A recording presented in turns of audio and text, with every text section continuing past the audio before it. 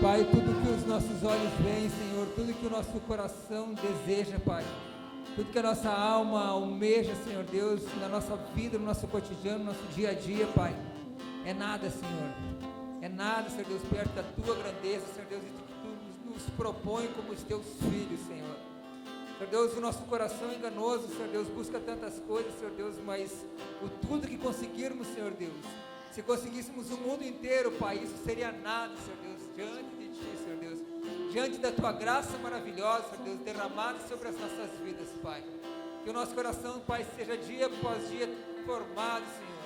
Que o desejo verdadeiro seja, Senhor Deus, pela Tua volta, seja pela Tua presença, Senhor Deus. Seja por olhar as coisas conforme Tu olhas, seja, Senhor, por querer aquilo que Tu queres, Senhor. Muda as nossas vidas, Senhor Deus, para que nós alcancemos, Senhor Deus, uma graça maior, uma estatura maior, Senhor Deus, um lugar, Senhor Deus, um local, Senhor Deus, onde nós possamos, Pai, regozijarmos na Tua presença, Senhor. Que a nossa alma, Senhor Deus, almeje verdadeiramente, Pai, as Tuas coisas, Senhor Deus. Que o nosso coração busque, Senhor Deus, com todo empenho, Senhor Deus, as Tuas coisas, Senhor, o Teu reino, Senhor Deus. Estabeleça na nossa vida, Senhor Deus, porque Tu és o que importa para nós, Senhor Deus. A Tua presença, Espírito Santo, é o que realmente importa para as nossas vidas, Senhor. Nós louvamos o Teu nome, Pai. Se faça presente aqui nessa noite, Espírito Santo. Fala conosco, Pai.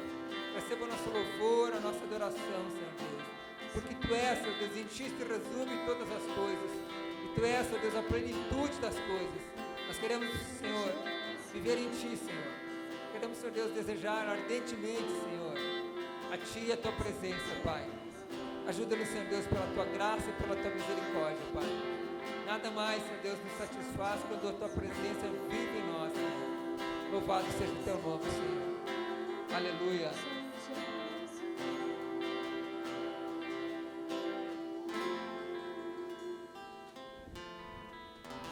Glória a Deus.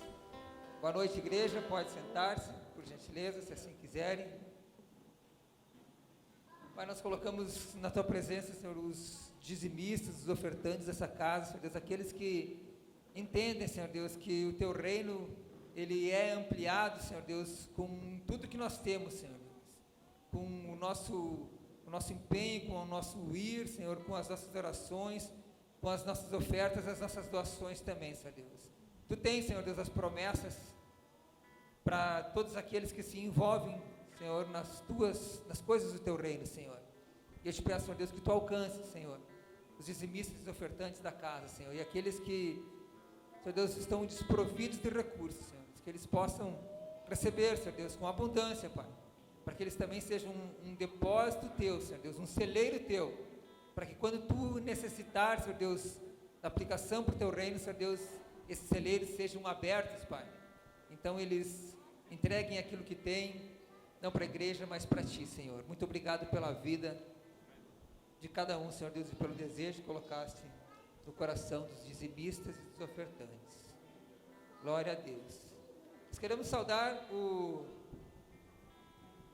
acho que é o Luiz Maurício, nos visita, o Luiz Maurício, a Raquel e a Thaís.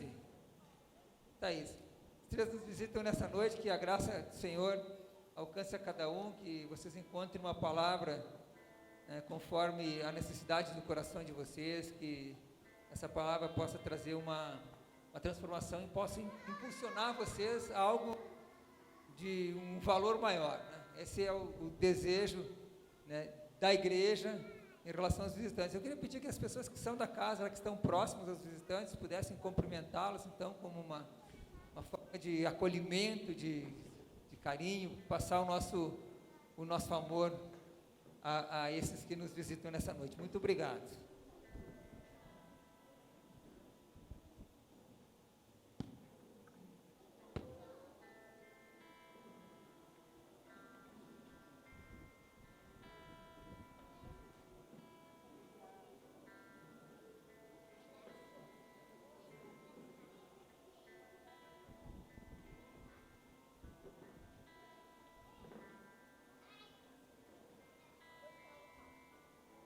Irmãos, os que trouxeram as suas Bíblias, por gentileza, abram no livro de Cantares, Cantares de Salomão, ou Cântico dos Cânticos, capítulo 2, vou te dar uma dica, abre a Bíblia mais ou menos no meio, vai dar ali pelo livro dos Salmos, aí tu vai um pouquinho mais para frente, tu encontra Provérbios, Eclesiastes, e tu já chega no Cântico dos Cânticos. Ou uma outra dica mais legal ainda, tu abre a tua Bíblia nas primeiras páginas ali, talvez na primeira tu vai encontrar o índice, ali também tu pode localizar esse livro. Bem, queridos. Cantares 2, 15.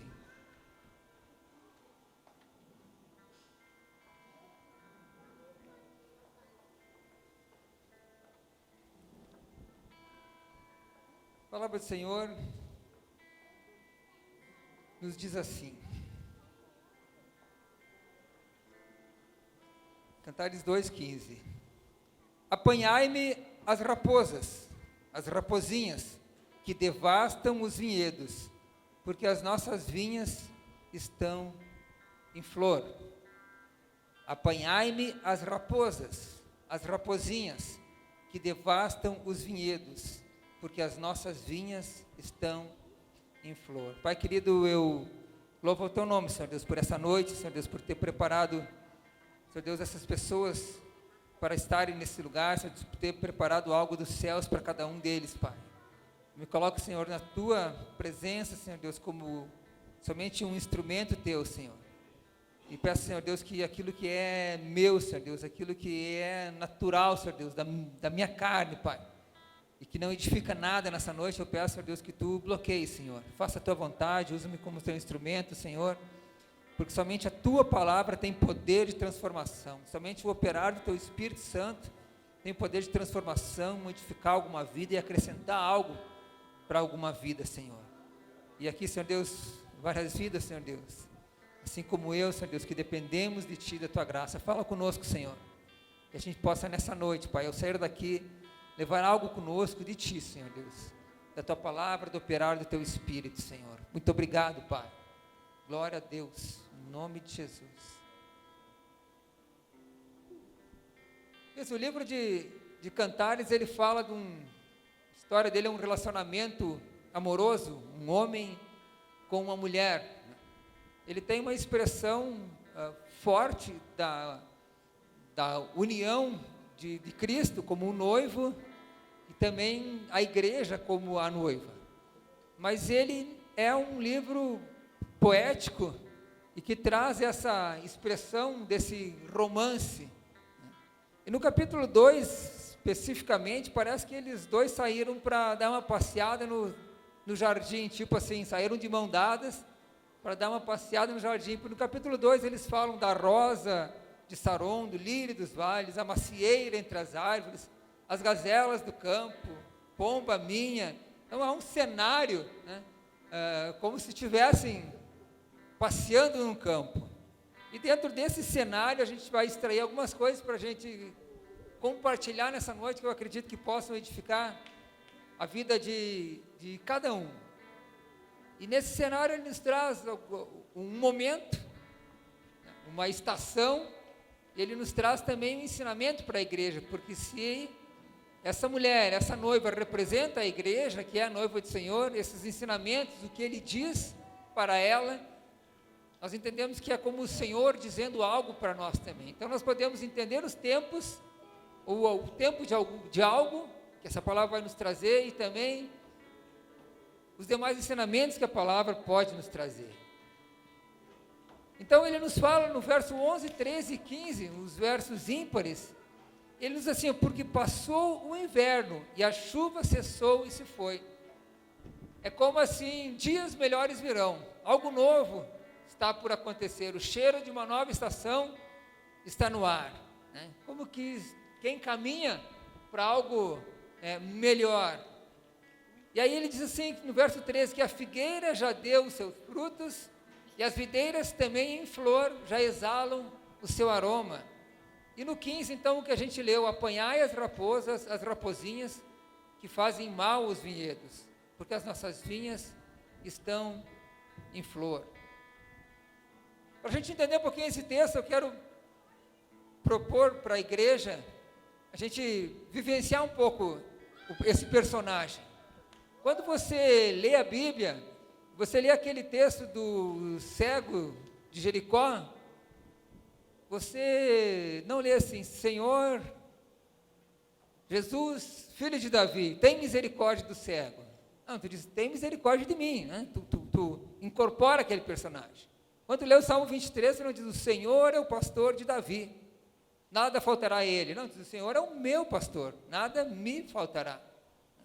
Quando tu lê lá e fala, vê a oração do publicano, você não diz assim, Senhor, tem misericórdia do publicano porque ele é o pecador. Não, o Senhor tem misericórdia de mim porque eu sou pecador. Então, para a gente entender a palavra, a gente precisa vivenciar a palavra, a gente precisa entrar na palavra, né? E tomar como por empréstimo a vida de um personagem para poder viver ela. Então, é um olhar assim, não de apontar, como quem aponta para o pecador, para o publicano, né? Mas um olhar para mim mesmo, um olhar para dentro de mim, para que a gente possa entender os nossos problemas, né? E também o que o Senhor tem para nos alcançar. Então eu proponho que você mergulhe na palavra e seja você, assim como quero ser eu, esse personagem que a palavra nos fala. Para mim, quando eu leio um texto e esse texto traz uma bênção, eu estou envolvido naquela bênção. Mas quando eu também tomo por empréstimo um personagem para a minha vida, existe uma correção, eu também preciso ser corrigido. Nesse texto, para mim, por vezes, ou várias leituras, para mim, são um autoflagelo, como se eu batesse em mim mesmo, né? Quando eu entro nesse personagem, o Senhor não é assim, e corrige, e exorta, e admoesta. Então, essa que é a nossa vivência, né?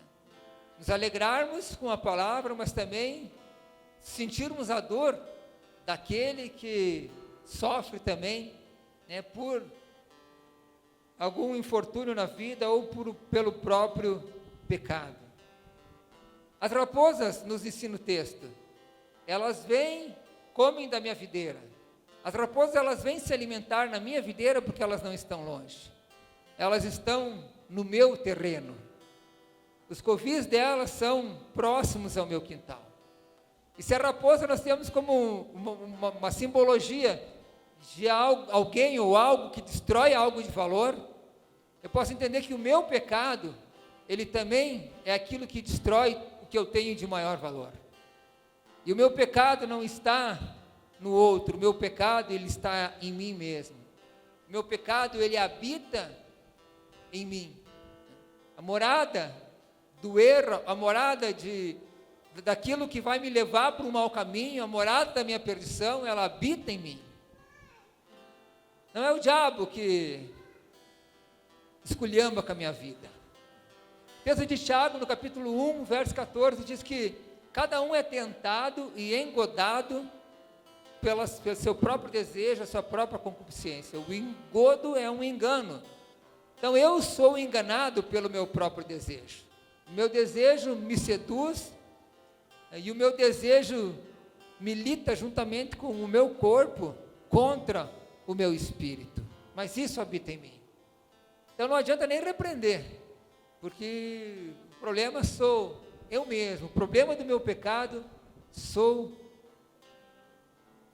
eu mesmo. E eu digo que o problema do teu pecado é você mesmo. Então o que eu faço, se eu faço o que eu não quero, já não sou eu que faço, mas o pecado que habita em mim. Romanos 7, 20. As raposas e as raposinhas no meu quintal, em mim, destroem a minha vida. Mas o meu pecado, eu não consigo ver ele. Quando eu me olho no espelho, eu vejo somente a minha aparência. No espelho, e a minha aparência eu consigo ainda tentar, com algum recurso, dar uma mexida, uma manipulada, né? Uns vão e arrumam o cabelo, eu pentei a barba, não tem muito cabelo para arrumar, outros vão e tiram a sobrancelha, outros vão e fazem uma maquiagem, enfim. Com aquilo que a gente tem, a gente dá uma ajeitada na nossa aparência. Mas isso é só um nível raso, a gente precisa de muito mais. O espelho não reflete o meu interior, o espelho não mostra o que eu tenho dentro de mim, o espelho é só uma imagem, e às vezes o meu eu, tentando se valorizar, usa também da minha imagem, e a gente por vezes se baseia numa aparência. Nós vimos vindo agora para a igreja, e aí tá quente, né? Aí tinha um senhor de terno, gravata, e a Marta falou, olha, tinha um senhor de terno e gravata bonita ali, está indo para a igreja. Tá? Eu posso botar um terno, um paletó, enfim, né? Uma gravata bonita, minha esposa pode colocar um vestido arrastando até o chão, pegar uma Bíblia bem grande, botar embaixo do braço, e vir para a igreja. Está errado isso? Não, não está errado, não há problema. Mas isso não pode em si só, né, fazer com que eu me sinta um cristão. Se está errado ou se está certo, a gente não julga a aparência, mas quando essa aparência assume uma condição que é interior, aí sim há um erro. Eu não posso aparentar algo que o meu interior não diz que eu sou, porque tudo habita dentro de mim. Então essa aparência de cristão não me diz que eu sou realmente um cristão. Os meus problemas começam realmente quando o meu eu quer ter razão, e aí os defeitos começam a aparecer. Talvez você conheça alguns dos seus defeitos, talvez você sabe algumas coisas que você tem errado. Eu conheço alguns dos meus e também não gosto muito de citar eles, mas eu quero fazer uma confissão diante da igreja aqui, né? A minha incompreensão com os filhos, o meu mau humor, as palavras agressivas, às vezes para sustentar uma posição, uma opinião, né? Me segurar nos princípios que eu mesmo estabeleci e acredito neles, que por vezes eles não têm interesse nenhum para ninguém, nem para o reino de Deus, nem para mim mesmo. Alguns são meio pavio curto e dizem, eu sou assim mesmo. Né? Tudo isso, sabe, começa a aflorar quando a gente começa a olhar para dentro da gente. E isso é fácil de entender. Isso a gente conhece. Mas tem muitas coisas que ainda habitam em nós, que elas vertem dessa mesma fonte, mas a gente não conhece. Davi, quando ele pecou, quando ele seduziu Batseba, talvez possa ter passado pela cabeça dele, isso aí foi só um deslize.